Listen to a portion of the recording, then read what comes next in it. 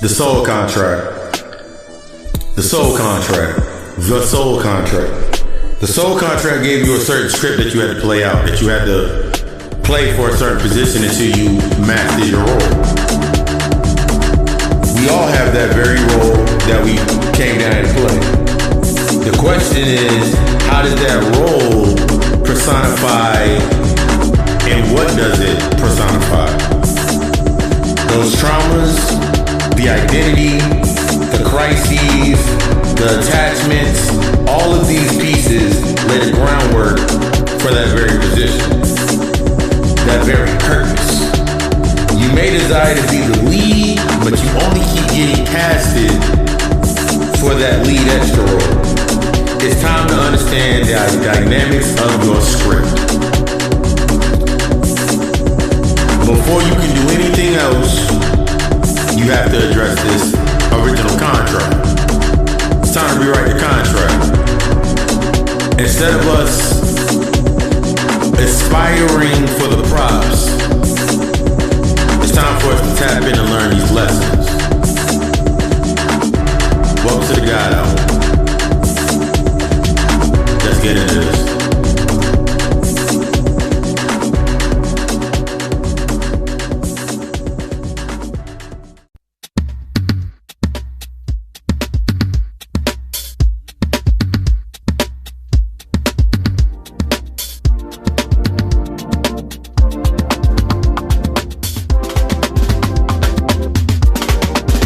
Grand Rise, goddesses, kings, queens, adepts, initiates, titans, occultists, shamans, shamanesses, who else? Starseeds, warlocks, brujas, whatever you all remember, today's the only day that matters. You are the only one that matters. Because we understand from this point, today being the only day that matters, everything is an experience or an observation. The experience is the emotional aspect to learn the lesson, and the observation is to master the lesson. And you know we do nothing ever different. This week, we get into those scripts. The scripts that we've written based on the trauma, it's time to revise that script and change out our agents. And you know we break it down into those 3 segments into this session. First, we're gonna get into props and green screens. That's the state of staying by creating that background that is the trauma, and then creating the props that are the conduits to that trauma. Instead of learning the lesson, instead of acquiring what we need to tap into, we like to stay in that position. And then we're gonna get into what I like to call remakes with no takes.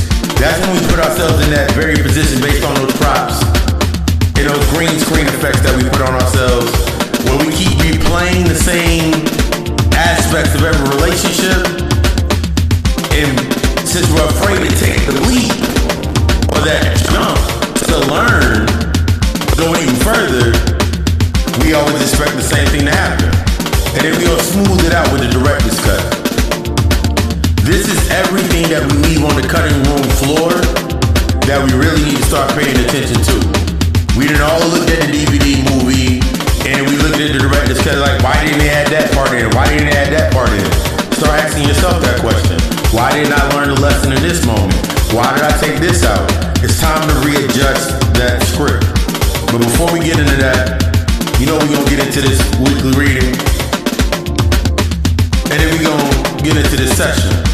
Once again, welcome to the G.O.D podcast. I'm your host, your occult psychologist, your shaman, Papa Lucifer.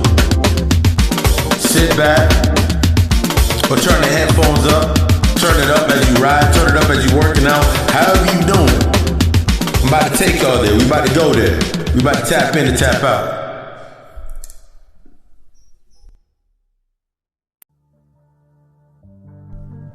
Welcome to your weekly clarity with Papa Lucifer. Let me get these cards shuffled up real quick. One more time, get a nice little quick shuffle, then we're gonna get into this reading. Alright. First card to be pulled is in the general energy reading. Ooh, I pulled the Six of Cups in reverse. That represents you stuck in the past, you stuck in your head. I pulled the next card, the Eight of Swords in reverse. That means those being stuck in your head has you feeling like you're stuck in those old belief systems of how you used to move yourself forward. But without this, then I'm nothing. Third card that I pull is the Queen of Wands. That's what you're gonna need to start doing and moving forward. And that's gonna allow the fourth card that is pulled, which is death, is gonna allow that death to subside oh so gently, letting go. And then we gonna get into that fifth card, which is the High Priestess. Remember, last week I pulled the Empress. That's the introvert. That's the internal version. And now, in this death, it's time for you to accept that external aspects of what's gonna be changing around. Let's get into this reading, shall we? As I said, the Six of Cups, it represents that being stuck in your head, being stuck in the past, being stuck in the nostalgia of the past. Now, nostalgia has both positive and negative effects.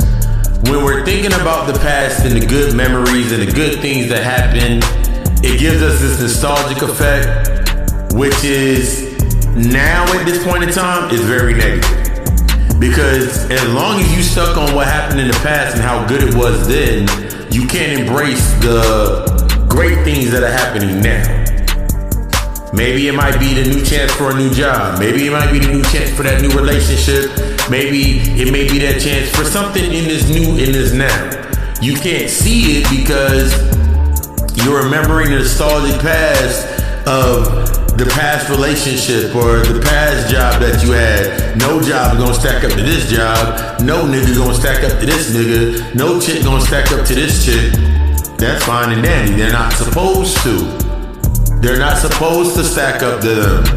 They're supposed to challenge the things that you learned from that aspect that was in your life.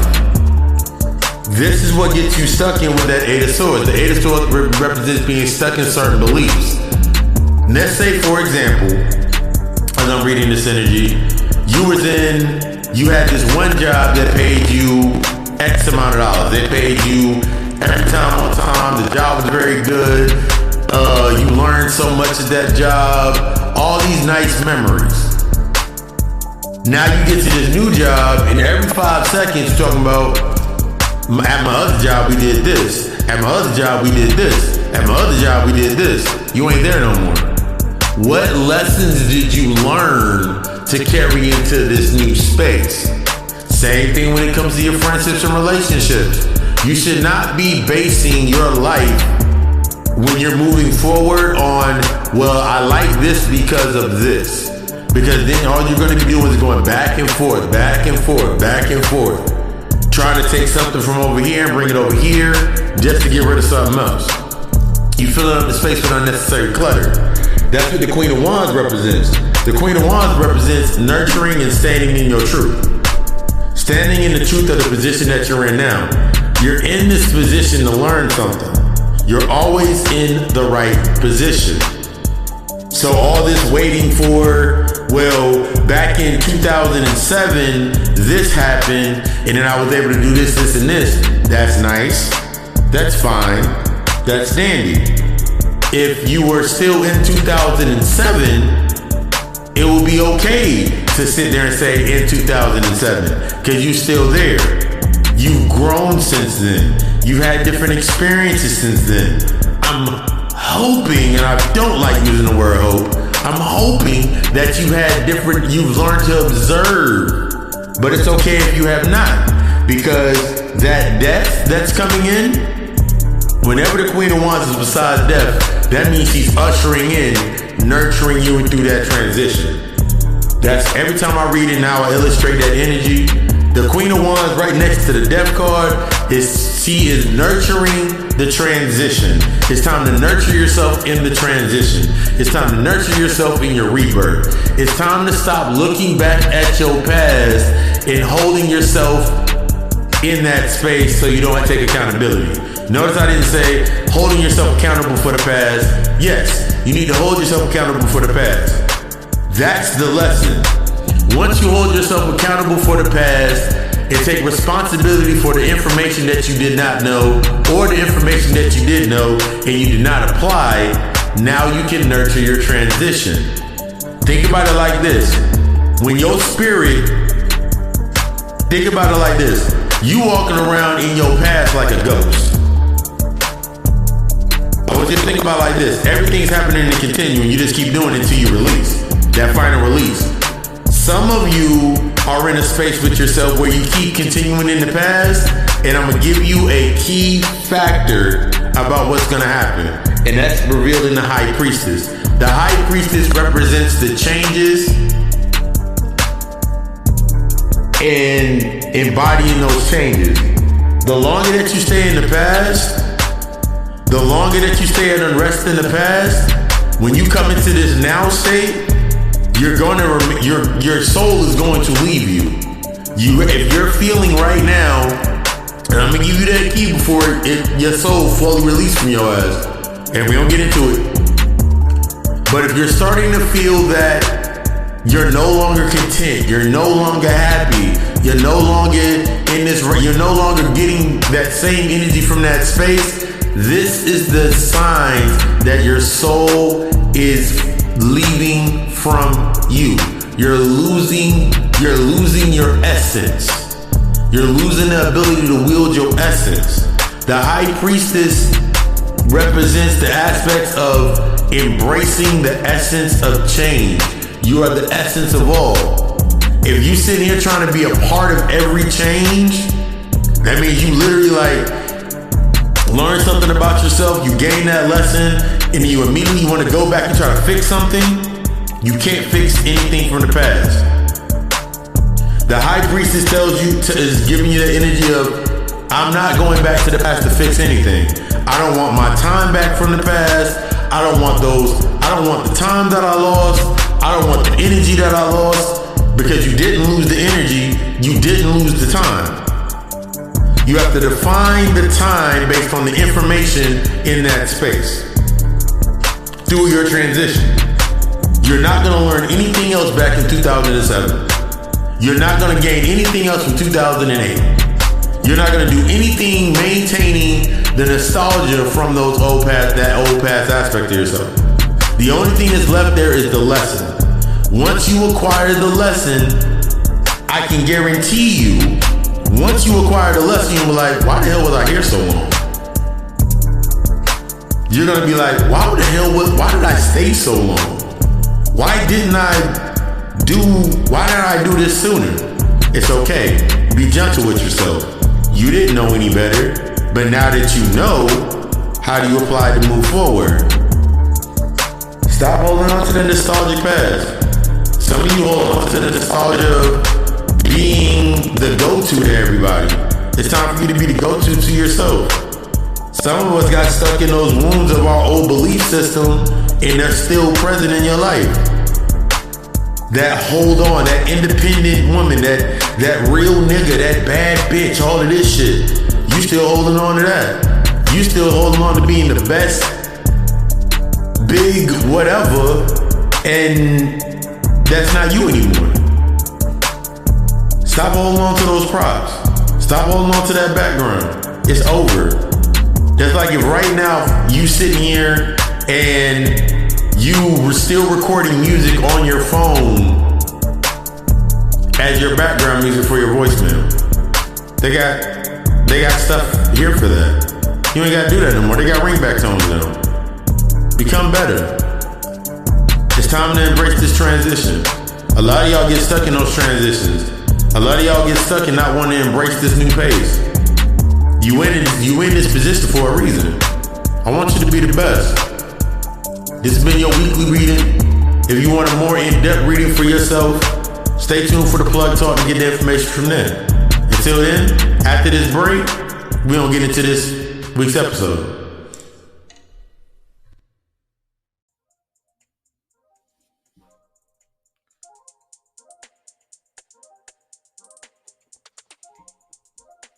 Welcome to another episode of the God Hour Podcast. Once again, I'm your host, your master of these ceremonies, Your coach psychologist, Papa Lucifer. I wanted to say lights, camera, action. Because that's how we live in these scripts. A lot of times we put ourselves in a position where, due to not understanding the soul contract itself, how the soul contract was put together, our thoughts behind the soul contract, why we put it together, the events of our life, we allow these to be our trauma agents. We allow our script to be written by our trauma agents. And a lot of times when you're going through an unhealed space or an unhealed scape, and you look at your environment, we want to blame society, we want to blame something, but all of these things are aspects or props and backgrounds to you playing out the script that you're playing out. If you understood the dynamic of you and really taking this LLC mentality, this ownership mentality, that's that accountability and responsibility for yourself, that LLC mentality, you wouldn't need or have the need or the want or the desire to blame anything. One of the biggest things that we do is, based on society, we blame society, then we look at TV. I always think about like Love and Hip Hop, rap videos, all this other stuff.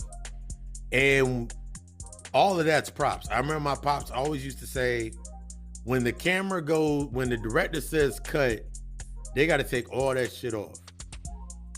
Or when the director says cut, all of that shit loses the value that it had on the screen. Especially now, since I'm like so heavy into studying everything my man, the guy Garrett Grace 2 put up. And it made me really think about the props and the green screens, the backgrounds that we use, or those trauma wounds, the wounds we've been getting into, we use those wounds as our backgrounds. Therefore, everything that's inside of that space is just a prop for me to act out how I act out this background of myself. None of it has any value now unless anybody's looking at it. None of it has any value until somebody's paying attention to it. And that's how, when you're stuck in this green screen mentality, this acquiring the prop mentality, you tend to only do things based in if somebody's looking at you. That's the reaction. It's kind of like saying lights, camera, action.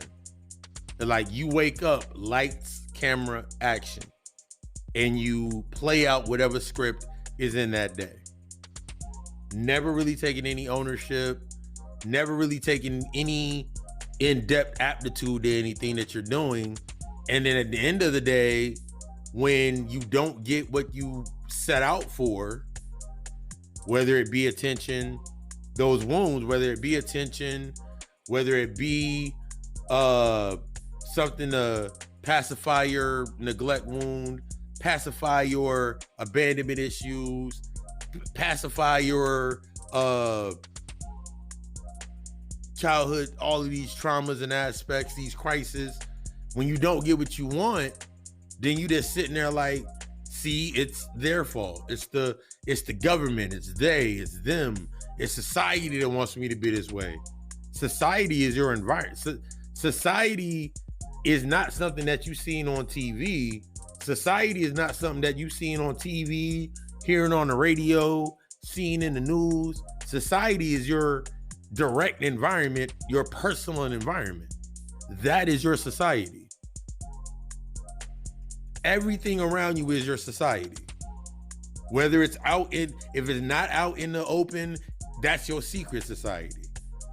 So when you think about your childhood traumas and the events that you've been through, and you have an entire secret organization that you've created, that you are a part of, that all know the family secret or all know this event, and none of y'all really talk about it. That's the secret society. That's the secret government. That's what's governing your life. That's secret. That's what's, and everything that's inside of your space is a prop to help you uphold your secret.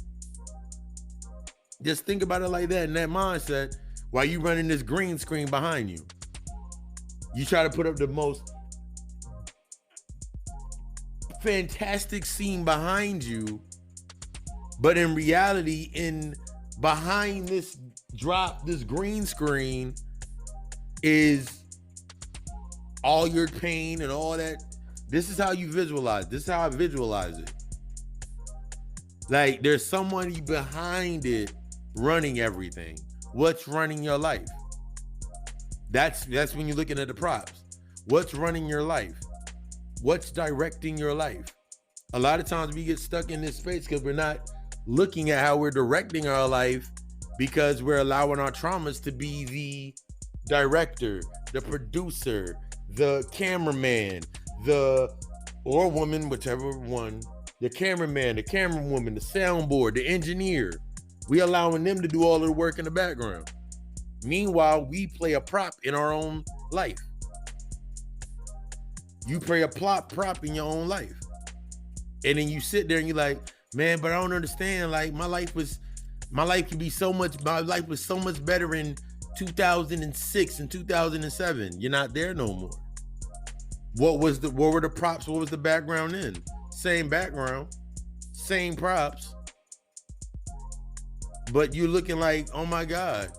Instead of you, because we can get stuck in that. We get stuck in this round and round we go type play out, where I give an example. I remember for myself back in like 2008, 2007, 2006, you couldn't tell me shit. I thought that I escaped I thought like I was in a whole new city. I was in a whole new state and city. I was in a whole new space. I had a whole new job.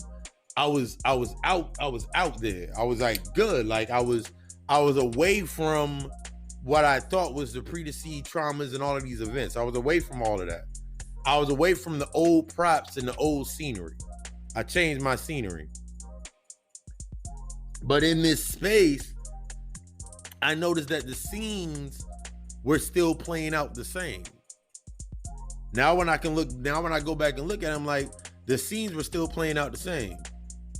Everybody that was, and now instead of me having my sisters and my brothers and siblings and family members around me that were examples of my traumas and the things that I've been through, I now had the emotional channels or the emotional conduits that were the results of said traumas in their lives. So I had friends around, I had people, my friends around me, my job around me, these things that were around me in that space, and they were acting out the results of going through the traumatic events. I was acting out the results of going through the traumatic events. So I was acting out the effects. So I was a part of the special effects team now, as opposed to different props, different background, different green screen, different background, different music. It didn't matter. I still was only still living out the same script. I was living out the same exact script, except for this time when I was in this script, I was even more frustrated because the play out was still happening. I couldn't get it. I'm like, why does it keep happening to me? And like, people still crying. Like, now instead of me around my sisters and brothers crying about moms and pops, it was like every friendship, whether it was a love interest or whatever, to that space, it was like they were still crying out the same aspect. Yeah, you know, like I was hurt before in this and this. The script didn't change.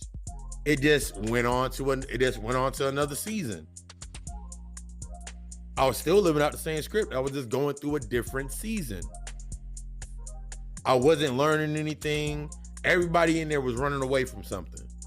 So instead of me now bonding based on, and this is how it works, instead of you bonding based on the original trauma, the causes, now you're bonding on the effects. So now everybody around you, you're now all living vicariously through them in that same aspect of the effects. Now you're sitting there like, what are you really doing? And instead of you dealing with these things, now you're acting out, since you're now stuck in the effects, now you're acting out avoidance. And now you call this, men aren't supposed, and then it becomes that excuse, men are not supposed to show their emotions. You're acting out the lack of nurturing. So it becomes, men aren't shit, so I'm independent. And then you're acting out the same aspect with the lack of love you have from your mother. Now you're doing everything in your power to keep a man around you because they are crutches to your wounds. And then you're doing everything to keep women around you because they're crutches to the lack that you got from your own mother. Same script. See how the script has got revised. You still playing the same role. This is all the deal with your this is all based in the details of your contract. A lot of us don't even know what our soul contract is. Why we came down here, what was the purpose, what were we supposed to learn? So of course, if I don't know what the hell my contract says, I'm just gonna act out according to the contract. I'm just gonna act out whatever someone tells me. This was the mindset that I was in within that space. Because I thought my contract was like, okay, cool.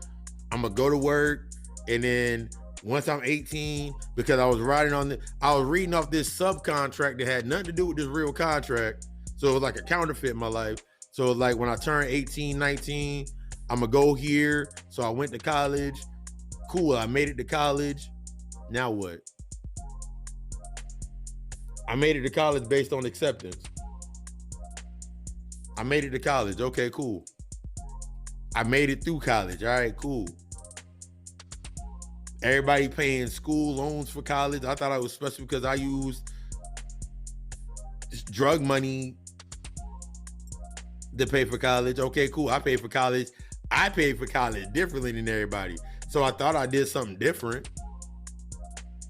I just took on another role in there, like where everybody was like, it was like basically like 1 to 3 levels of like, either you had to pay for school yourself out of pocket, or your parents paid for schooling for you, or you got a scholarship, or wherever have you. I was like, yeah, I'm different because I paid my school out of pocket. It really didn't mean anything.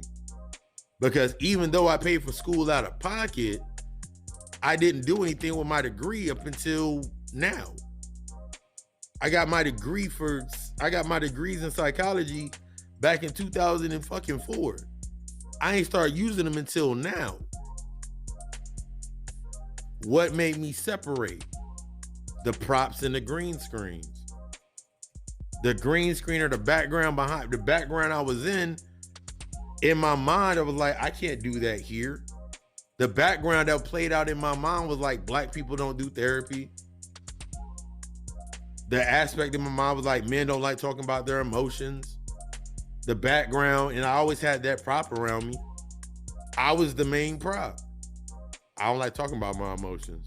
When I talk about my emotions, they get used against me. I used every single narrative and read every single line in the book. And I kept doing the same things every single time. Never expanding past a certain point. All because I wanted to stay in a certain space. So then I became the antagonist to everybody. I called myself trying to call everybody out because I had a certain level, because that's where that intellect comes from. And that intellect is that floor, that intellectual aspect. So I thought because I had this intelligent, this intellectual aspect, I could set the tone for everybody. But I was basing setting my tone on everybody because the more I could put out on them, the less that the light was shined on me. I was playing my role. I didn't know a role. I didn't understand the role that I was playing, but I was playing this role and getting stuck in the same fucking casting role. I was always the angry guy. I was always the angry guy, the deep guy, the philosopher, all of these shits. I played all of these roles. And all of these roles were never the lead role. Ever. I never played a lead role. Even when I came into relationships, I never played a lead role. I played background. I didn't want to be in front of all this type of stuff. I didn't want to deal with certain things because I felt that if I was in front of the camera in that star role with the light on me, I could be seen. And what would be seen would be my insecurities, my neglect wounds, my neglect issues.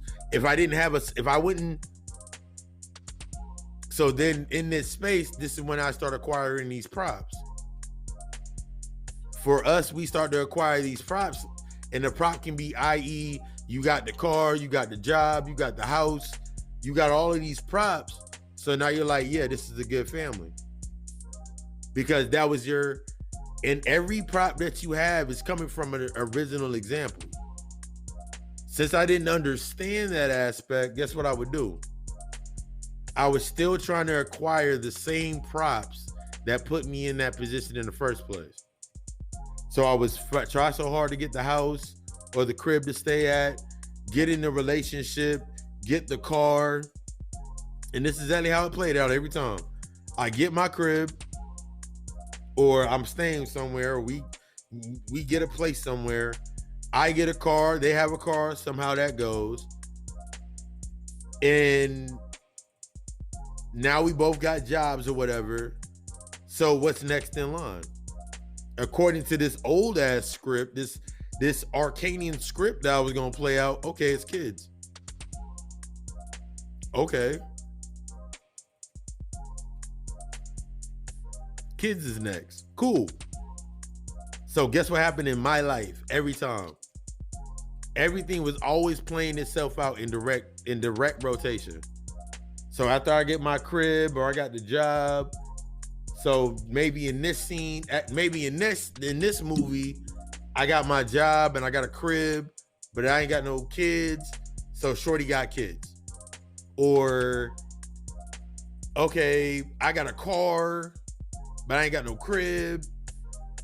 Or my crib is not the best crib, but shorty got a crib but no car, but she got a kid. All right, cool. I was always finding myself playing the same damn role in every movie. The nigga with one item and shorty had another item. Now we came together and built this. Now what? This is how most of us play out our lives every single day.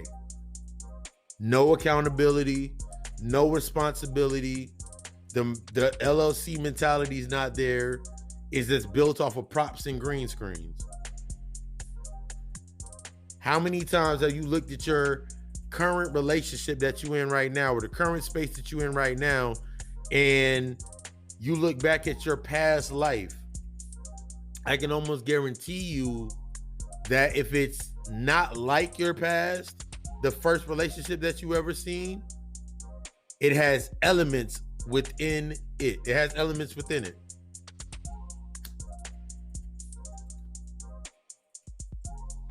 And them elements are the elements are those catalysts. The elements are the catalysts. Whether, like, I give you the craziest part. My mother was a stepchild. So quite naturally, I became a stepchild.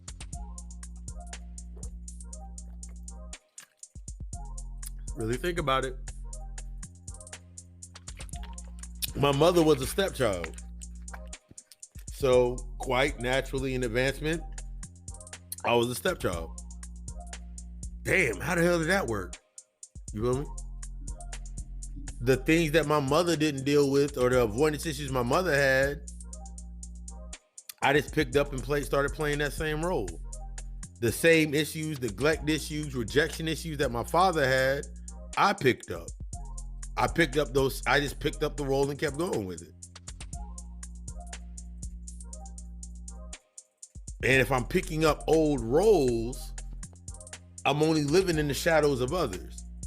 So that first layer of shadows, that first layer of backdrops, that first layer of props that we have to get through are the shadows of the lives that we thought we were leading. The shadows of the lives that we were leading and why we were leading them. That makes sense? Like, until I understood, I was like, oh shit. I'm only living in the shadow of my father. I'm trying to live in the shadow. I'm living in the shadow of my mother. I'm living in the shadow of somebody else. That's why it's so dark and so heavy. You only repeating the same damn shadow. You just blanket it over. They blanket it over. You blanket it over. You cover it up. They cover it up. And all y'all doing is covering up the same shit. All right, now it's time to display it. I think about it like this. The terrain that you are on, if you've seen Poltergeist or Amityville or any of those movies where they got like, they remove the headstones but not the bodies, and then they build something on top of it. That's what your life is like when you ain't done with your traumas. Your life, until you deal with the traumas in your life, is directly associated with if you go into a housing development where they moved all of the headstones or the identifiers of the trauma and built on top of it. That's how most of us build our lives. That's how most of us will build our lives, based on the traumas of others. Based on the traumas, based on everything from the back. And then we try to take credit for these aspects like they're badges of honor. These are the trauma agents. You will carry on. It's like I think about props and green screen, this green screen mentality, this prop mentality, for somebody to sit here and always say, we were slaves. What? We were slaves. We went through 400 years of oppression. No, the fuck you didn't. I didn't know you were born in 1619. I didn't know you were born back then. And this is not for the ones that went through past life regressing. So I didn't know you were there. So why would I use the shadow of others to avoid my own shadow? Why do I use the shadows of others to avoid my own shadows? Why do I try to project my light onto others' shadows instead of dealing with my own work? It's like you're literally sitting in class and you reading somebody else's paper. And then you're like, yeah, we got the same answers wrong. How the hell? You're supposed to be the smartest in the room. Who the fuck said that? Oh, I wrote that paper up. And this is how I look at it. Imagine looking over somebody's shoulder and they just so easily leave their answers open. And then at the end of the test, they let you purposely see that you copied. They knew you were copying them, and they say, haha, they look at you be like, oh, you copied this one? Here's the real answers, and walk off. That's how you treat your life every time you try to move forward. You will always try to look back at somebody and be like, well, they did this and they did that. What does that got to do with you? They're only there to give you aspects of experience so you can learn a lesson. But you rather keep the prop going. You rather stay in the same position. You've been playing the mother role your entire life ever since you went through your traumatic event where you became an early mother, a mother at an early age, and you've been playing the mother role ever since. So now that you're in this space, who was the mother role that you studied from? You got some shorty pregnant when y'all was 15 and 16, so you've been the father ever since you was 15 and 16. Who was the example of your first father? Man, I ain't had no father growing up, so when I had to learn, man, I had to learn from the streets. I had to learn how to get it. I had to learn how to protect and provide. Okay. How far has that gotten you? This is when you got to be honest with yourself. That's using this same prop over and over and over again. It ain't really going to get you anywhere. Using these same green screens over and over and over again ain't really getting you nowhere. What, you want to go look at everything that you're going to do is basically like a forgery or a bootleg anyway. All because you want to seem or look like something. You want to look like the accolade without learning the lesson first. There's a reason that the lesson is present. You going for the accolades. You feel good because you can sit here every single day and you say that you work hard as hell. I'll give you an example. A thought. You will sit here every single day of the week and say that you work hard as hell every day of the week. 40 hours to put food on the table, all this stuff on the plate, all that good stuff. So you deserve to be able to wild out and chill out and do whatever the fuck you want. Meanwhile, there is a 12-year-old right now that is a content creator on a YouTube channel that got over 3 million views. That gets over 3 million views of video. It makes over about $5,000 to $6,000 a fucking month. You make half that. And if you make that same amount, you can make that same amount, but I can guarantee you using it, you tricking it off into something else in hopes that that's going to get you further. Because you don't even understand the aspects of what money is. Money is a prop. Your energy is the real source of income. Money's the prop. Money's the prop. Use the money as your prop. The money being the prop. So your green screen is your house or your car or your clothes or whatever you got. That's your green screen. So all you got is, your whole life is based on props and green screens. Nothing in your life is fucking real. You can't own none of that. At the end of the cycle where that was prominent, the end of that scene, the end of that movie, what happens? You gotta take all that shit off. Don't none of that shit go with you. So since you're doing that, you can't even write the shit off. So you get stuck in remaking it with less takes. That's all you're ever trying to do. We're gonna get into that a little bit deeper. Let me flip this tape over real quick.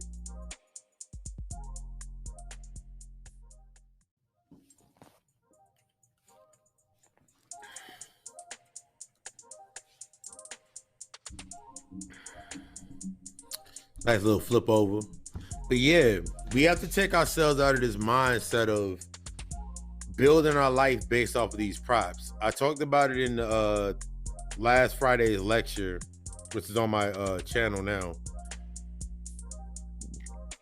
Breaking the Glass Ceiling, where I said a part in the lecture where I was like, most of us will, to avoid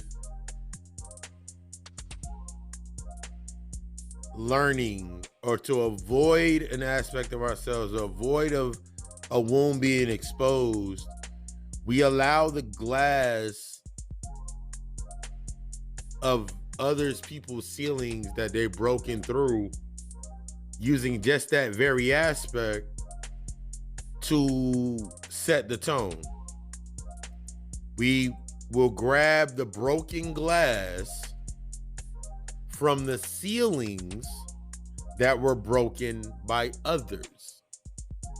That means we will be busy trying to use others' accolades, others' achievements, others' lives, the things that they've broken through as our, and we rent it from them. Like we rent our lives. And this took me into the aspect of thinking about this remakes. Think about how they remaking movies every single day because they ain't got no other information. Remaking movies, and we take less takes, or we take less risk, or we take less chances, or we take less time to develop our role, to develop our own role. So we depend on the remake, this remaking of our image, our trauma, our events. This is why we love listening to certain music, because it makes us relive an event, and it takes us back to a certain space. Remember, everything here is able to be used. So like I'll give you an example. Today, like after I leave the gym, like before, when I go to the gym, the first thing that I put on is meditation music, or I listen to a mantra, something that has been either pre-programmed or something that I've done, or I listen to something off of YouTube, and that starts my day. That starts my workout. Either I'm on a treadmill, elliptical, the bike, wherever I am. Start my workout, 15, 20 minutes, going hard with the mantra. I started the mantra before I left the house. By the time I start working out, I switch over to my playlist. I switch over to my Spotify playlist. Today's playlist included Young Dolph and Kevin Gates, some juicy, like whatever's playing in there. I'm in this space grinding. You feel me? Here's the key for me. I'm rewriting the script because I'm not listening to what they're saying that they're doing. No, I can care less. But I'm using that frequency for me to do my workout.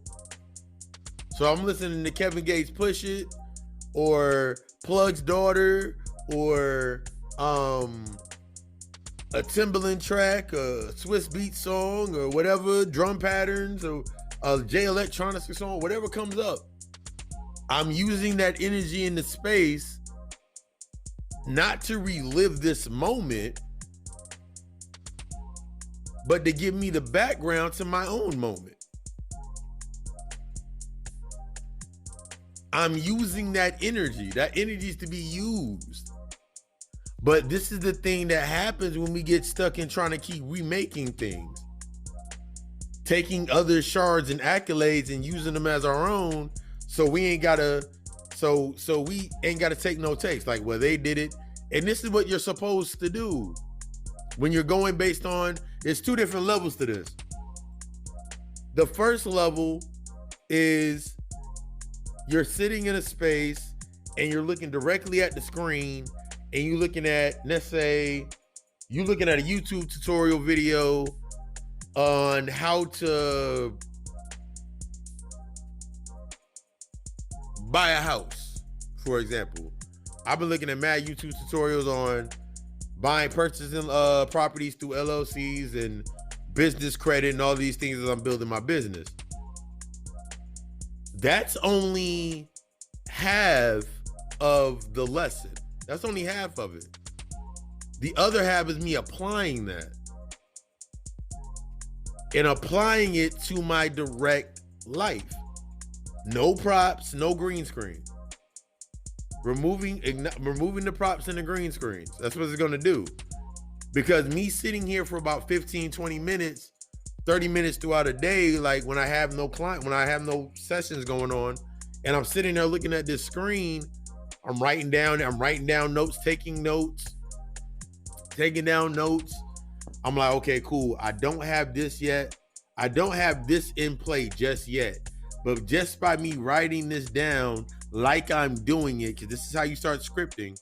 We don't get through scripting all through this. That's how you start scripting. Instead of them saying, just like, because they give you a play-by-play. Just like when you listen to the music, it's a play-by-play. I'm riding the local health food store here, the Sprouts here, and I'm riding there and I'm listening to fucking Jim Jones' El Capo album.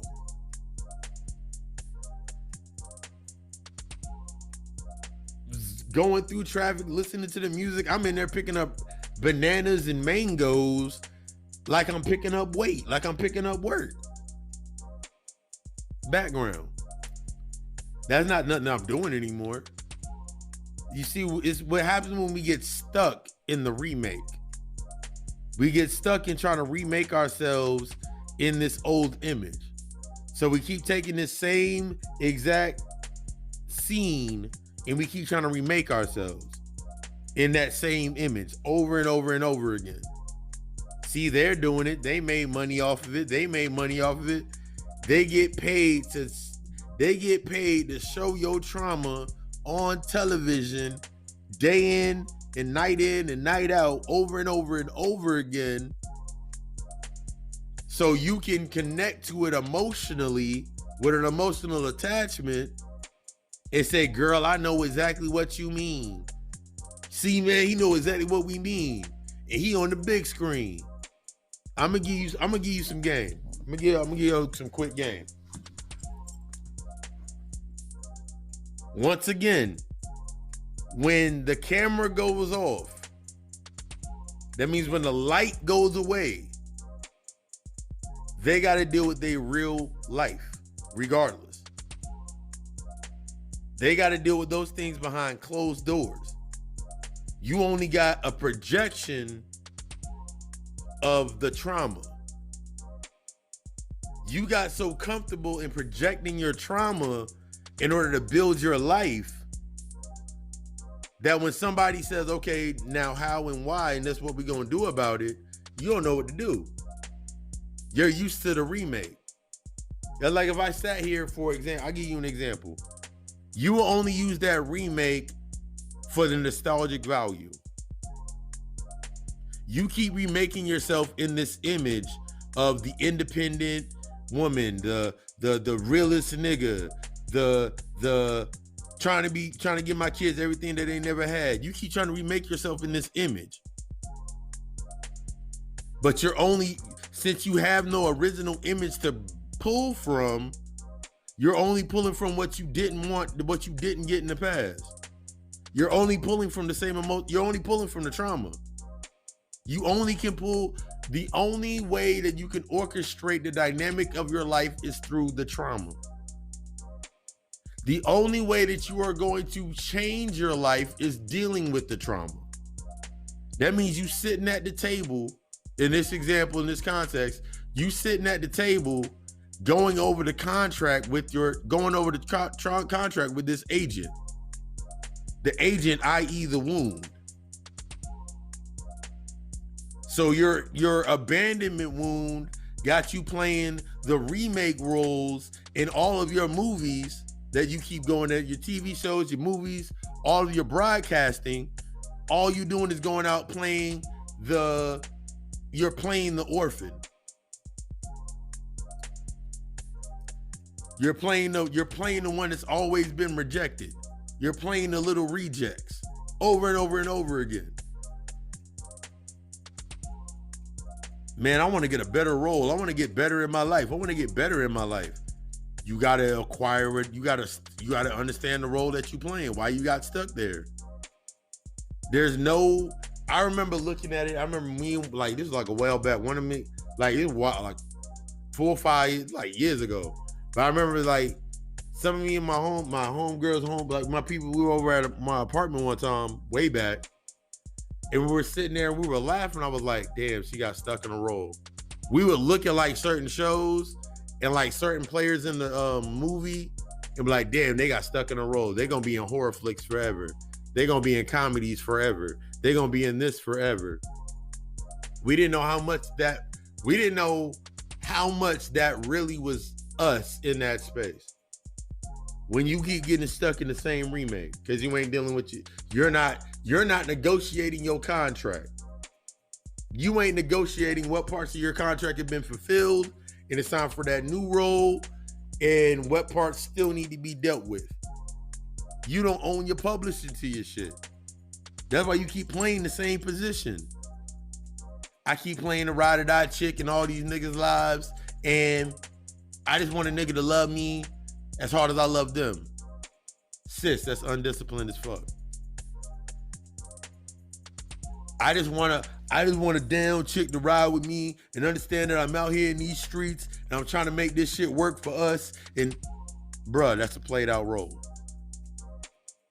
The only time that role ever works is in literally B-list movies. Only time the role works. The only time it works is based on projection. As long as you're able to project it, that's as long as it works. That means as long as the space is dark and bleak enough, that's as long as that shit works. That role you keep trying to play, it only works in the shadow of your own self. As long as you don't deal with, this is why a lot of us don't deal with our shadows. Because if we don't deal with the shadows, then we still have the space to project from. You can keep remaking this same role, change up the clothes, change up the props, put on some new gear, and you can keep doing the same shit over and over and over again with no fucking problem. Here's the thing that changes. The longer that you do this, you got to keep the entourage or the entities around you that keep you in that space. It's like the example, think about it like this. You see shorty, you see a chick, she walking down the street, she around a bunch of girls, her friends, and all of her friends is either they all have an aspect about them that is a aspect. They all have aspects of each other within themselves, but the lead in that role, she takes that lead role because she looks, the reason that you looking so good is because everybody around you in the background matches where you came from. And since you have not learned the lessons about where you came from, you always look like you shining. It's like seeing the chick with like, she got like none of her friends look better than her, or none of her friends are doing better than her.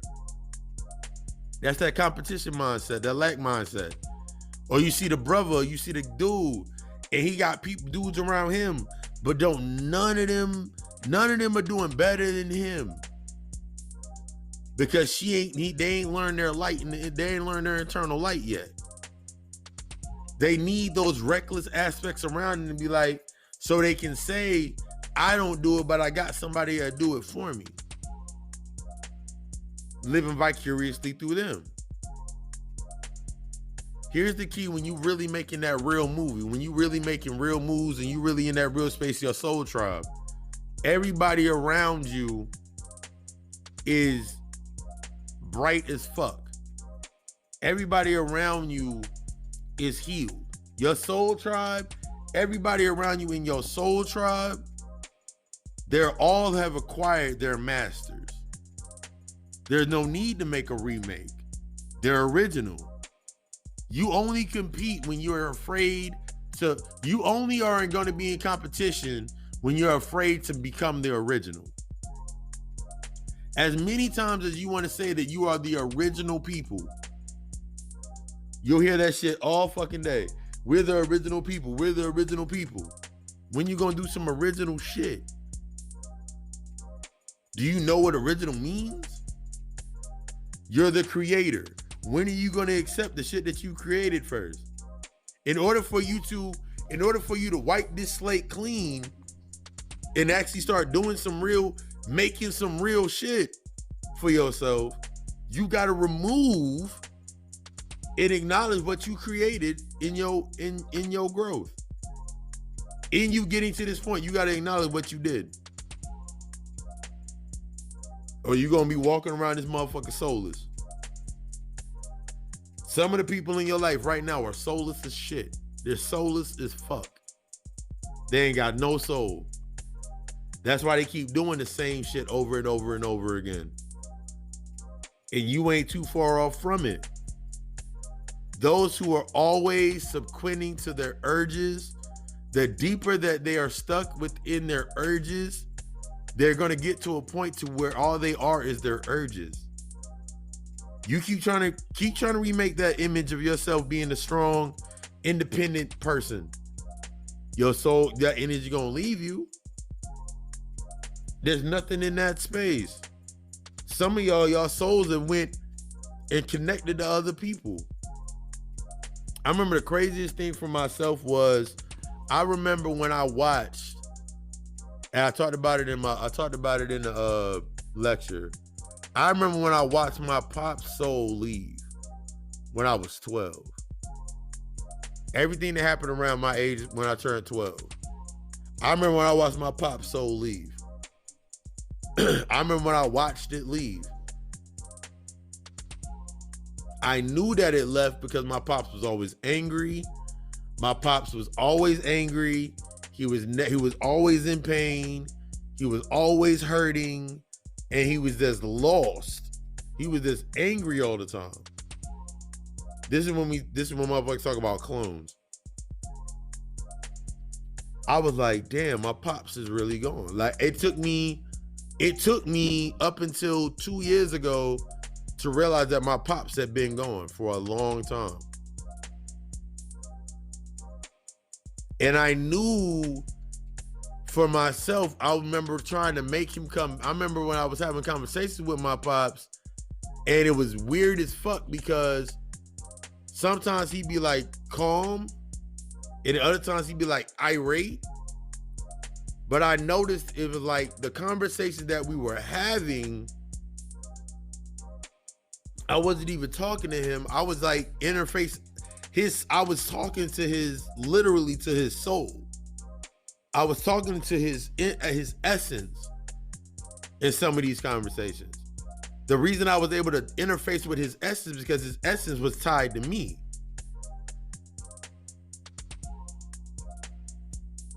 It's not up to me to try to bring him back. He was gone. He cycled away. Some of these times you getting stuck in these dead ass conversations, some of your friends is gone. They are nothing but a remake of a remake of a remake. You can tell how far your people, the people that are around you are gone because you're gonna start hearing them shit saying, you remember when? They're always gonna bring up something in the past.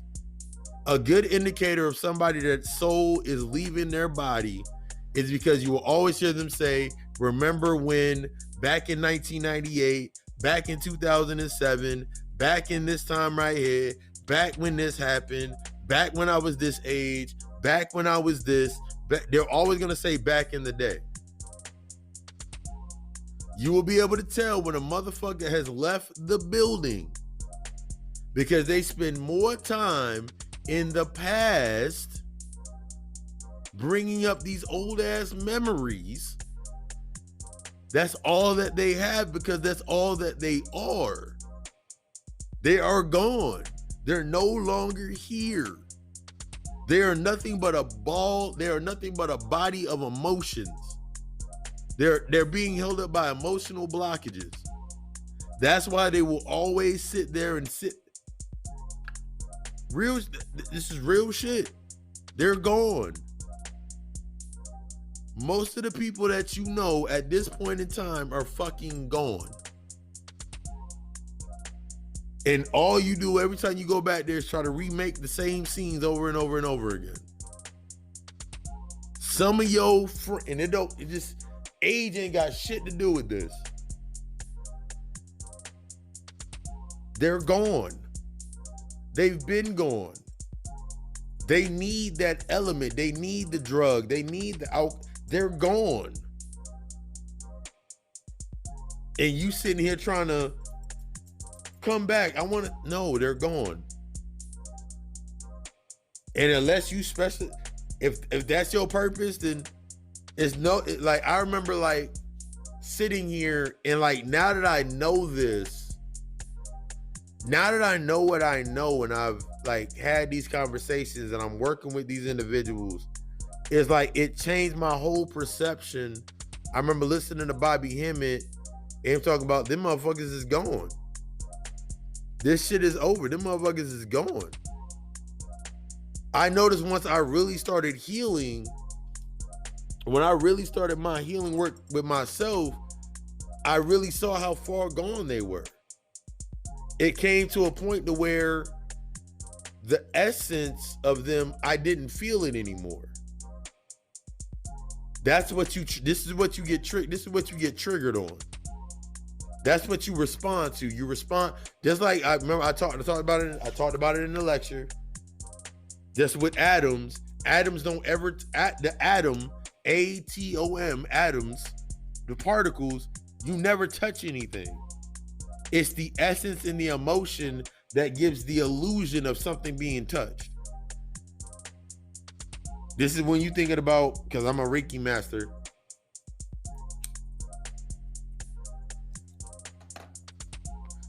Because I'm a Reiki master and I work with energy all the time. So it's like me understanding that and how shit moves. I'm like, oh shit. I started noticing this in the conversations that I was having with people. Like, if I have a conversation with my mother, like right now, my mother ain't there no more. My mother will keep bringing up the same exact 3 things over and over and over again. My mother ain't here no more. If I have a conversation with my brother or my sisters, they ain't here no more.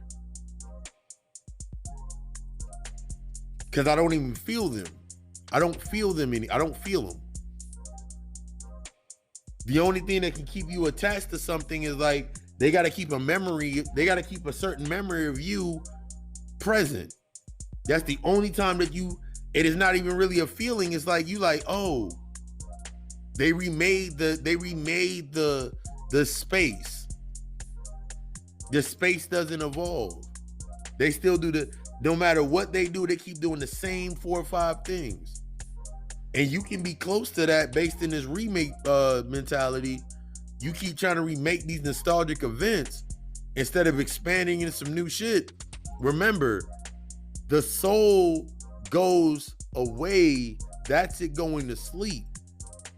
If you stay in that dark space for too long, your soul goes back to sleep. Think about Superman when his heart slows all the way down. He doesn't die. Your soul will leave that vessel because it doesn't have an essence to it. You fade away into the distance. This is on quantum thought.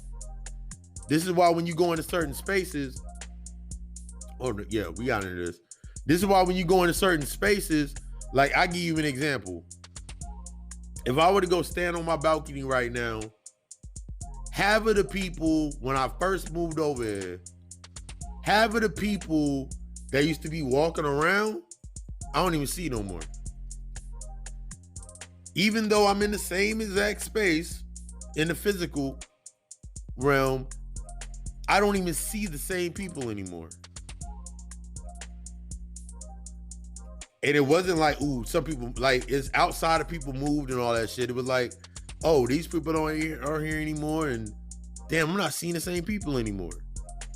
And when I am seeing people, it's like I never interacted with them, so it's like they can't see me. I'm not in their remake. I wasn't in the original movie with them, so they can't see me. So I never existed in that space. And the only time that I come up is based on a feeling or a thought. You ever had somebody tell you, like, I'm gonna give you some example. I'm gonna give you an example. You ever had somebody ask you how your folks are doing? And then you're like, I guess they good. I haven't talked to them in a minute. I ain't talked to them in a minute either. You ever notice the conversation kind of just stops right there? That's a social cue. That's the no take. If it doesn't take, then you can't build the space. That's what a lot of us get stuck in with these remakes. We keep trying to remake these events. All you got is a memory from back in 1990. All you got is a memory back from 2012. And now you call yourself, this is how you get stuck in those props. You think that you can go back to the last year that you were in and go put on those clothes, put on that whole outfit. And you're like, yeah, this happened, nigga. This is how most motherfuckers view time in a whole continuum anyway. This is the continuum of time motherfuckers get stuck in. Because you just going based on the motions. You stuck in the motions of time.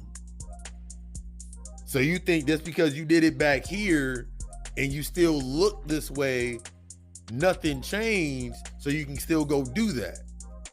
There's things that I know I'm not gonna go back and do. There's things that I know I'm not gonna go back and do. It doesn't even make sense to me. There's things that right now I won't do because it doesn't compute to me based on where I'm at. This is you evolving. But when you get stuck in that past aspect of yourself, keep trying to, you stuck remaking the same relationship over and over and over again until you learn the lesson. You in here trying to make the same exact relationships and bondings and pairings over and over and over again, so you ain't gotta take no takes. You know exactly what to do. You know exactly how to move. But that shit seems to getting worse and worse and worse. Because you keep trying to do the same shit over and over and over again. And if it don't work, you make the same, oh, this is why. Or this is why. It's always something external. That's like if I sat here right now, I was like, yo, I can't fit my pants. Why? Oh, it's because, like, they got smaller. Like, I wore them out. Nah, I gained weight. I can go in my closet now and wear everything from 3 years ago when I first dropped weight. I picked up a bunch of my clothes. I could wear them over again. Now I look back in my closet, and based on what I have in my closet now, like, you look at my closet now, it's like either a Cold Alchemy or V-necks and jeans, shit that I can just keep wearing.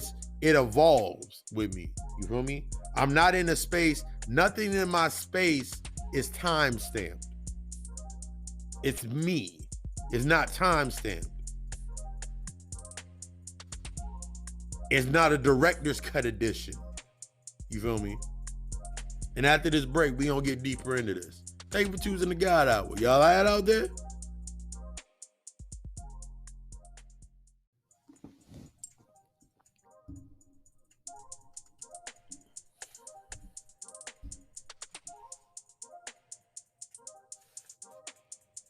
And we back from our break.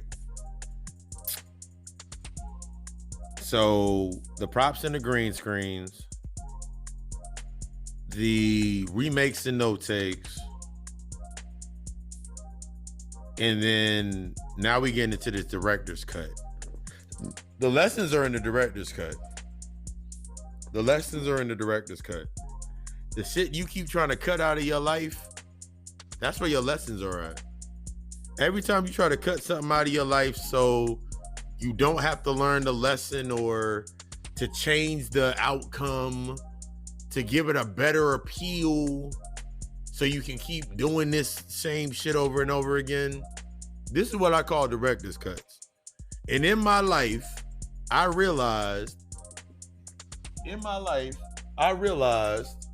that I had a lot of director's cuts. I realized I had a lot of director's cuts in my life. Like, I kept cutting shit out. Just so I could sit there and be like, yeah. See, the director's cut in this case, in this context, is the shit that you needed to take accountability for. You tried to give yourself this perfect outcome, but then come to find out that the lesson that you needed to learn was in the director's cut, the cutting room floor. The shit that you do not want to deal with, you keep cutting out of your life.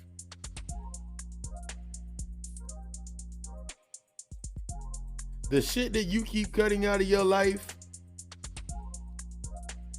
the shit that you keep cutting your life,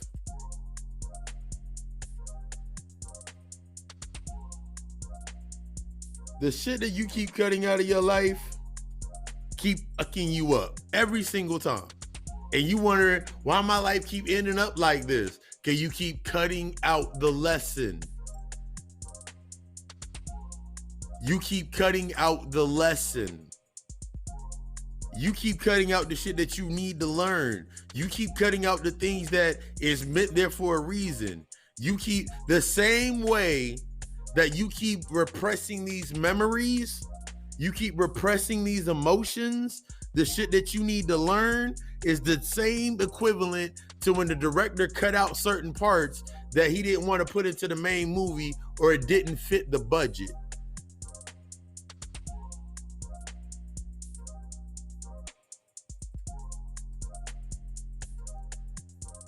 You keep cutting that out and you like, but nah, I don't want that to happen, because if I keep that in there, then that means I got to take responsibility for that part. Or if I keep doing this, then I got to make responsibility for this part. It's time to take this responsibility. It's time to stop taking this responsibility that you keep putting for yourself. It's time to stop putting yourself in this position that you keep being the victim. You keep putting yourself in the position, you keep cutting out the role where you can actually go further ahead. You keep cutting that shit out so you can keep playing the victim. You keep cutting out the scene where it shows you that you've been the antagonist your entire life. You've been avoiding shit so you can stay being the victim. You keep cutting out that scene that's gonna show you what you need to fucking deal with so you can keep playing this, I'm the victim, none of this is my fault, I blame it on my father not being there, I blame it on my mother doing this, I blamed it on my mother and father at first, now I'm in this scene in my life, now I'm gonna blame it on my baby father, I'm gonna blame it on my baby mother, I'm gonna keep blaming it on all these other motherfuckers, and I'm not gonna take any responsibility for myself. I'm not directing none of this in my life. I'm just letting my life do what it need to do. You hear how that really sounds? When you say it to yourself, because I've said it to myself over and over and over again. I've said it to myself multiple times. And then I'm sitting there like looking back now and I'm like, man, I done said this shit so many damn times it sound horrible. I done said this shit to myself so many damn times that I started believing it. Now I'm sitting there looking at myself like, oh wow. That's what that shit sound like. Because now I'm hearing it, because the longer that, remember I told you, like, you start avoiding that shit. This is what happened when you started cutting this shit out of your life. When you start cutting things out of your life. When you cut the lesson out of your life, when you cut the accountability out of your life, when you cut the responsibilities out of your life, that means the things you're supposed to actually take responsibility for and true accountability for, you leave holes open into that space. So let's say you cut out this and you put in another scene. So that lesson you were supposed to learn from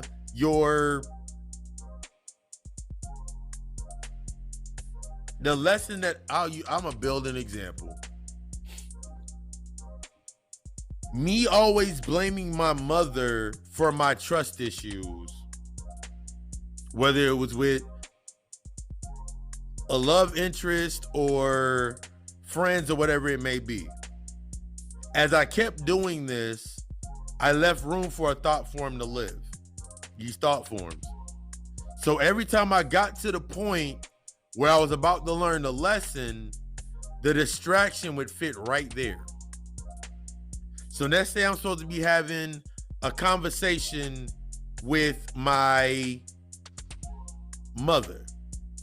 Let's say I'm really supposed to have a conversation with my mother about some things. Put some things on the table. I'll get ready. Because I've done this before. I've done this many fucking times. I'll get ready to have it's time for me to have this conversation with my moms. We supposed to have that conversation. But so eloquently that comes out of nowhere, my then relationships at the time would somehow convince me not to have the conversation with my mother. And this is how it would work. I remember one relationship in particular that was in my mind, it's like instilled in my mind, that really sparked a lot of shadow work. She didn't have a good relationship with her mother. So the only reason that we bonded was on the relationships with our mothers was not that good. So every time I brought up the conversation that I needed to have with my mother, this happy distraction would pop up. We end up going to go get something to eat. We end up having sex. We end up going to, we go do something when I knew I should have go have that conversation with my mother. And in turn, whenever it was time for her to go have a conversation, when it was an opportune time for her to have a conversation with her mother, something would come up in her life that would keep her from having a conversation with her moms. Father, brothers, sisters, something would always come up. I started noticing this in the current scape of life, like more scapes of my life, where let's say I would be having this conversation with one of my homeboys at this time, one of my brothers, about like, yo, you really need to have that conversation about this. She really want to be there for you and things of this nature. And instead of them going to go have that conversation with their girl at the time or the chick they were talking to, or really go have this deep conversation, they go get drunk. They go get drunk, fucked up, and end up avoiding that whole conversation. Come around full circle to that same moment. Something always would end up happening. Going back to myself and learning in this space. Every time I was avoiding dealing with my emotions, the thoughts that I had based on building in my emotions, the thought form that I would create about me building my emotions or talking about my emotions, I would create a distraction or a conduit that would fit that narrative. So if I needed to have a real conversation with somebody in that space, ex-girlfriend, girlfriend, sister, mother, whoever, in the feminine aspect, I noticed that would open what I would think with this door would open to where there would be a happy distraction. So like, it would be the equivalent of the chick that don't want anything because she ain't got shit. And then I'm still trying to remain this old role of me being that nigga. I would automatically fall over into this position. Go have this conversation. Even though, and this is the part that a lot of us this is the part a lot of us are trying to cut out of our lives. Even though I never did anything, you feel me? Because I had my discipline, even though I didn't do anything, just sheerly me acknowledging this thought form, this distraction, just by me acknowledging this thought form, it linked me into this web.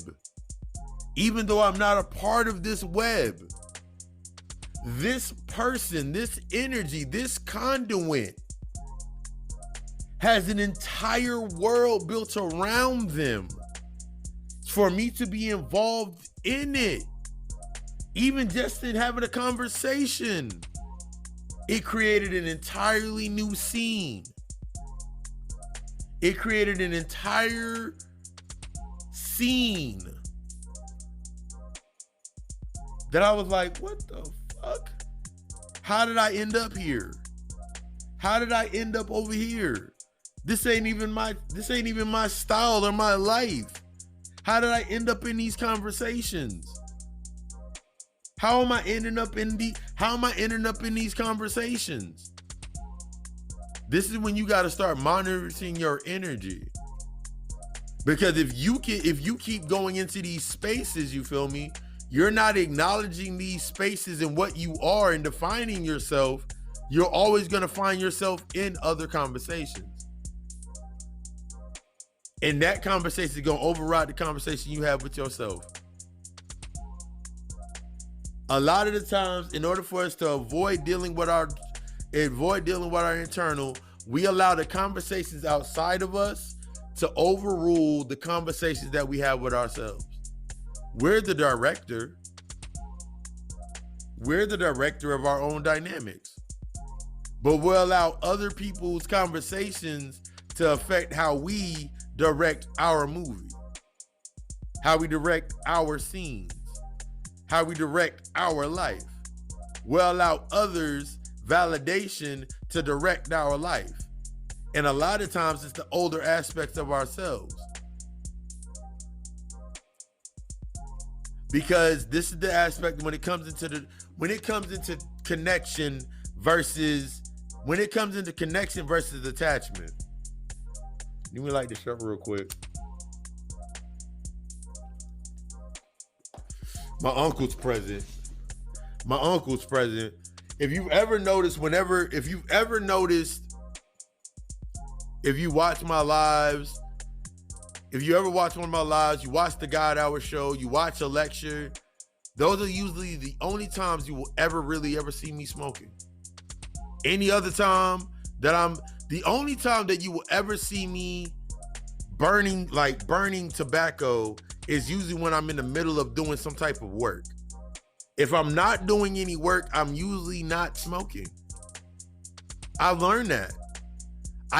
Once I separated away from the need for it, I really understood the reason that I did it outside of the need for it. And this is another thing we don't get into when we get into the spiritual aspects of what the understanding the spiritual aptitudes, the spiritual tools of illustrating yourself. We don't get into spiritual tools on Friday.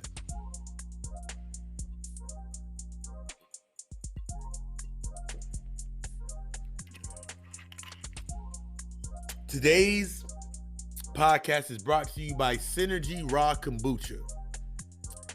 The flavor of guava goddess.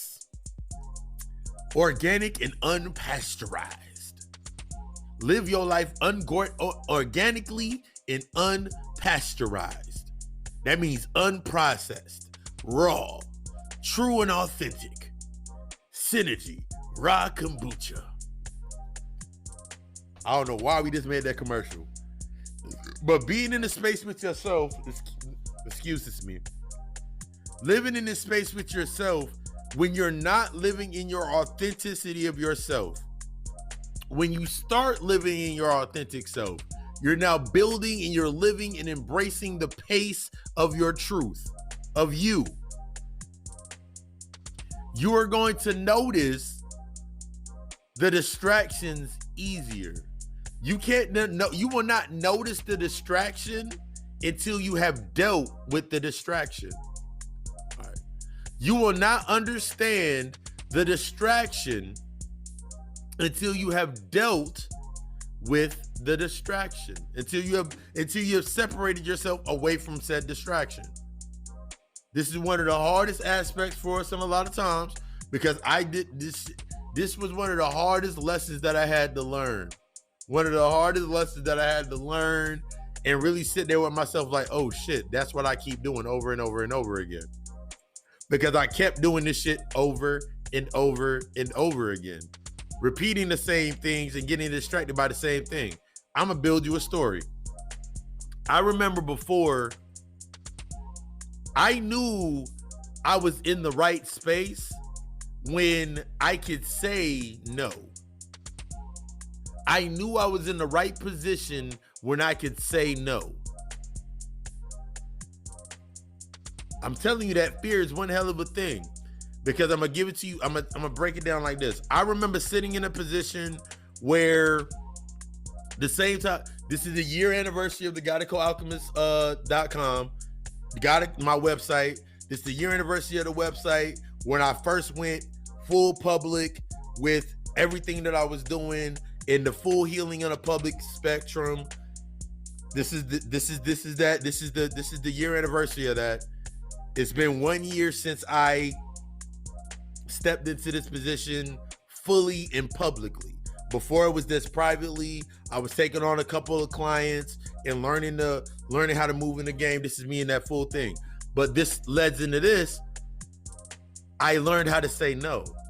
I came into this position due to the COVID shit. And I remember going back to my job.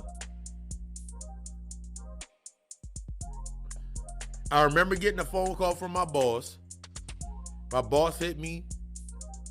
My old GM, she was like, I need your schedule and the days that you can work. I know that you're doing your other stuff, but I need to know your schedule if you're able to come back. If you're not able to come back, I need you to let me know now. Let me know.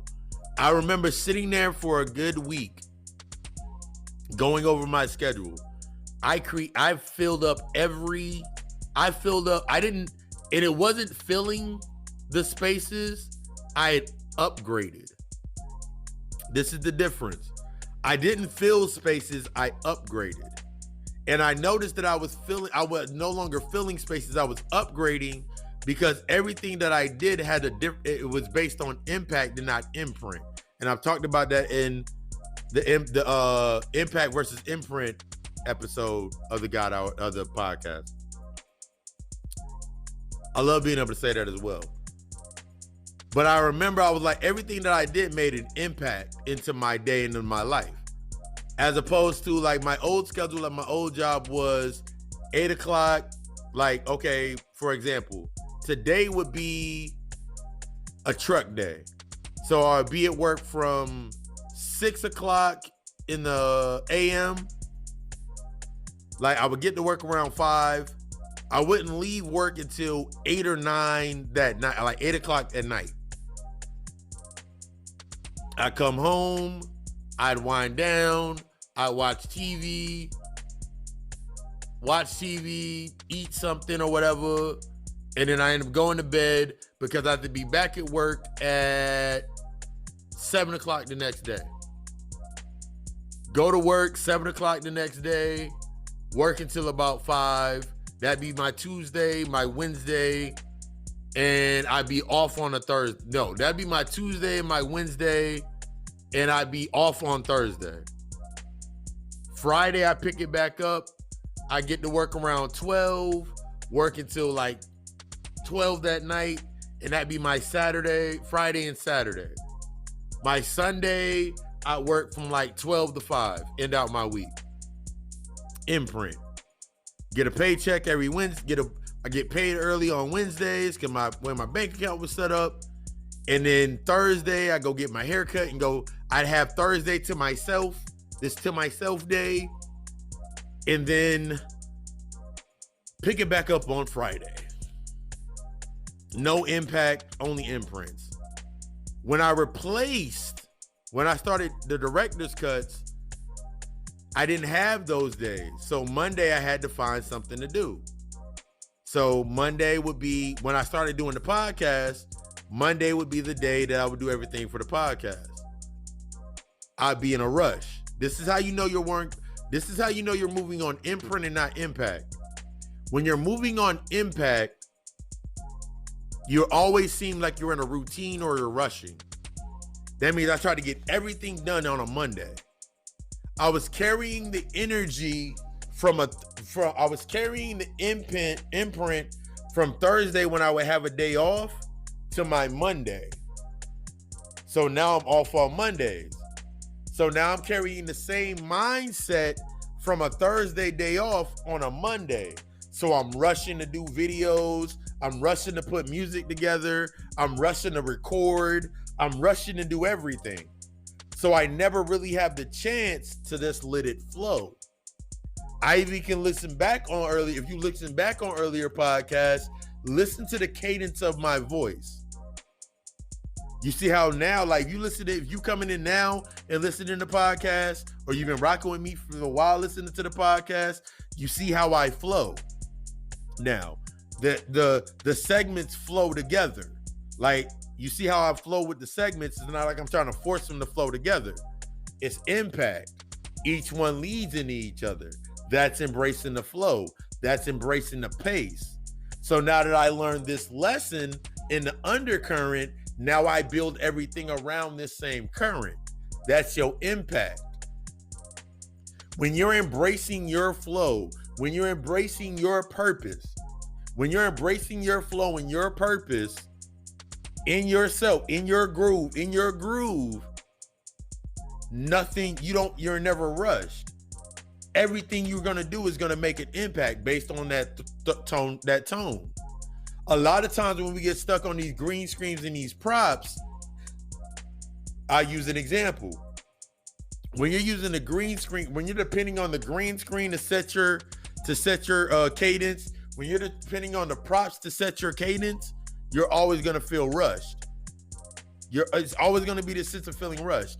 I remember always feeling rushed at my job. Since I was so used to being rushed and moving at such a fast pace, when it came time for me to slow down, I didn't know how to do it. I didn't know how to control my own pace. My pace was always set by something being in the way. So now my OCD would kick in based on that. So everything I would do would be based on this cadence of moving really, really fast. As opposed to now when I move, it's like everything is so fluid. When you basing your life on that impact, when you basing your life on trying to copy and paste and make the remake and make it all try to be like the original moment that you were in, you stuck in that trying to make it all look the same. You can't become the original. You stuck in that space trying to make everything look that way. You want everything to look like this. So now everything's a routine. This is when I broke this down last week and in the lecture and throughout the week last week, talking about, is your life based on a routine or is it based in your truth? The routine is based on that trend. A lot of us get stuck cutting things out of our own lives because we're trying to fit within a trend. A lot of us call ourselves cutting things out of our lives in this compartmentalization process because we're trying to remain in a certain field, in a certain space. We're trying to remain available. It's similar to take the same excuse, take this aspect. You know, when you go out and you go to LA, motherfuckers be in LA, or I'm an actress, but I serve on the side and I'm a model, but I'm also a waitress, and I work at this tip agency. You fill your whole entire space, but in your mind, your intention is set based on you being a model. So you never learn the lesson because you too busy trying to be something else. You never learn the lessons that are meant right there in that position where you at because you stuck on trying to be something else. You never learn the lessons in order to become the divine feminine because you still stuck on the wounds in the aspects of when you got hurt in the divine. You sitting in your divine masculine. You sitting in your divine masculine. Now when it comes time to learn the lessons of the divine feminine, you sitting in your masculine, sis. When it comes time for you to learn the lessons of the divine masculine, brother, you sitting in your divine feminine. And you don't even realize it. You keep cutting out the lessons. You keep letting the thought forms keep you in that space. You said, I'm gonna let you know how you sitting in the divine feminine, bro.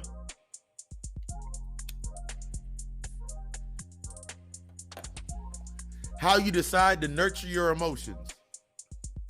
Every time that you say that I cannot trust a woman and it's always my dogs first or my boys first, you're sitting in the divine feminine. You are sitting in the divine feminine because you are nurturing your emotional, you're nurturing the holding of your own emotions in a space that is protected by what you think is the divine feminine, the masculine energy, the wounded masculine. Everybody around you is the wounded. Every nigga around you is wounded in their wounded masculine, so you can remain in the wounded feminine. So this is why you always see a lot of niggas always want to take care of their homeboys. Nothing wrong with it, but you took on the feminine role you took on the feminine position to the wounded they're the reflections of the wounded masculine. You took on the feminine position. There is no this is when mother like, is it a gender masculine dimension?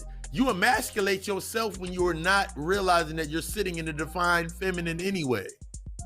You're sitting in the wounded feminine aspects. Every time that you say there's no other woman like my mama, or you say my mama was the first woman that hurt me, so I never learned how to trust women, you're in the wounded feminine complex.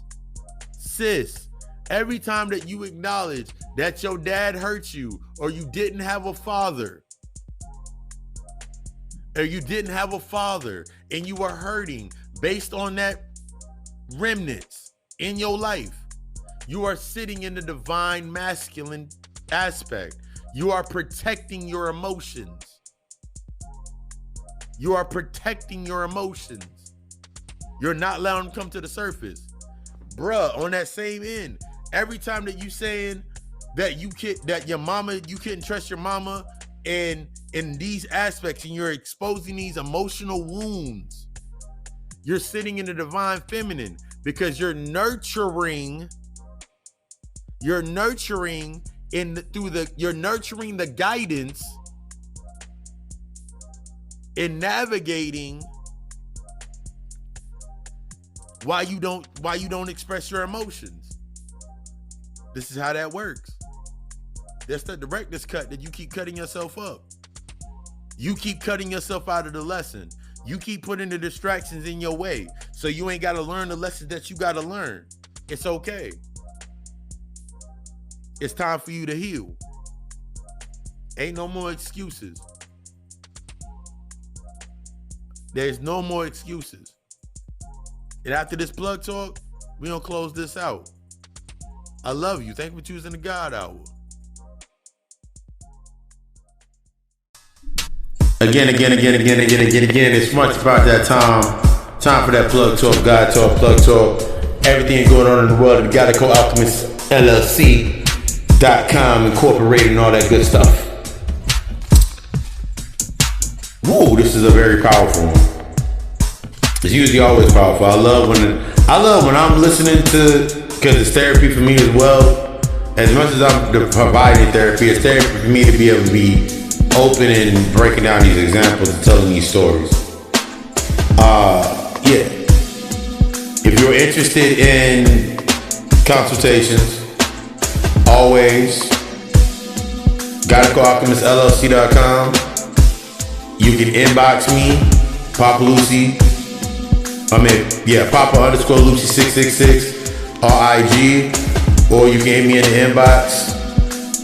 I know I said inbox twice, whatever. Hit me in the inbox at Rock Colonies on my Facebook page. Follow me for more on there, especially for the God Hour show that's every Wednesday night at 7 p.m. Eastern Standard Time. But let's get into this. Services from the readings, consultations, spiritual baths, spiritual awakening kits, all types of stuff like that. Just hit me in the inbox. If you don't see it on the site, ask me and I will let you know if I do it. Things I do not do hexes. I do not do putting people in jars. I don't do any of that. That is not me. Find someone that does that for you. What we do over here is heal. So if you say you want to get a jar ritual to put somebody in a jar, I'm going to set you up a ritual that's going to put you in a jar until you learn what you need to learn. That is the disclaimer for all of that. Or hit me at 910-777-7708. Text, call, text first so we can set that dialogue up and get you set up for the day. Book that today. Just because you book it today don't mean you can get it today. Patience is a virtue. You already came to the point, there's no more excuses. Gotta Go Alchemist is also the YouTube channel. If you have not subscribed, hit that bell. Last week we got into breaking that glass ceiling. The week before that, we got into the etheric excellence. Subscribe to the YouTube for more daily tools. I do meditate and elevate on Monday through Thursday. Got a new joint on there every day. Yeah. Set Carlo Nijis is the email address. If you have a service, if you would like to do a build on a podcast, if you have a product, you want to get plugged in for ads, sponsorship, getting plugged into the plug talk, all of that, set Carlo Nijis at gmail.com. I want you to be the best. I want you to tap into your greatest aspects of yourself. Be the fucking best. There's no more excuses. You ain't doing this work, you bound to repeat it. Those who don't learn the lesson from where they came from are bound to repeat it. Stay tuned for this closeout. We don't smooth this out. I love you.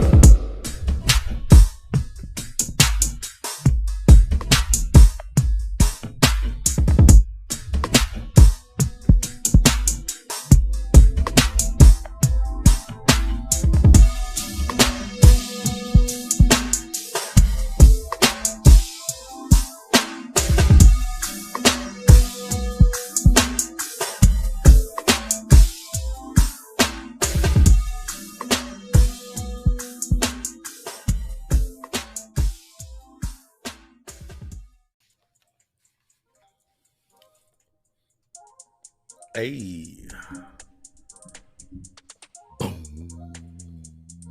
I like where that bass come in. Don't get caught up being an extra in your own movie, a filler in your own movie. Don't do that.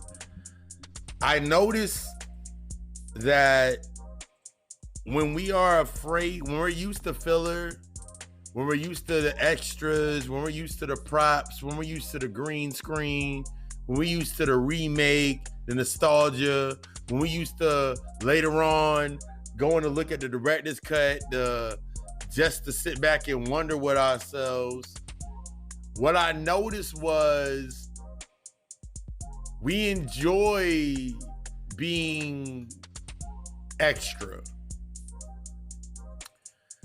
That 15 minutes of fame when we do get attention. That's the inner child aspect.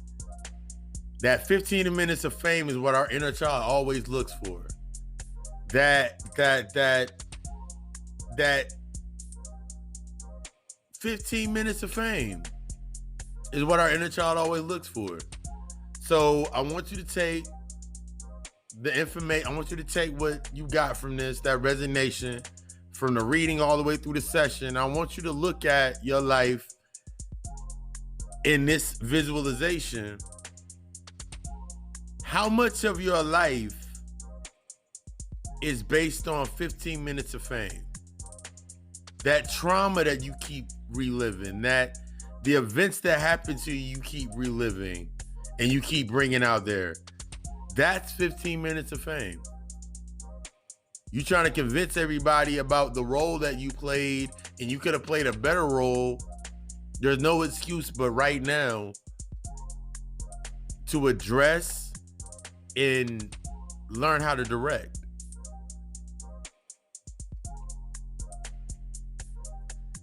If you haven't,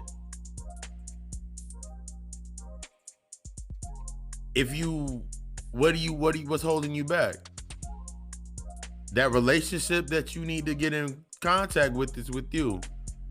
That job you trying to get into to get you that money, to get you them ducats, it's with you. Everything that you trying to get, it involves you. You got to sit down and go through that soul contract. You got to sit there and go through those past life regressions. You got to sit there and face that shadow. And if you are, again, ready to get in, you ready to do that work, you scale back to the Plug Talk. Get the information from there. Gotta call alchemistllc.com. I can aid you in how to use the tools, but no one can use the tools for you. No one's going to put more into you than you put into yourself. No one's going to direct a better movie, a better version than you do to yourself. Keep depending on everybody else to direct your movie. And all you're going to be doing is getting bootlegs. It's been another episode of the God Hour Podcast. I enjoyed y'all rocking with me, listening to the session. Till next week, I love you. You love us. Ashe.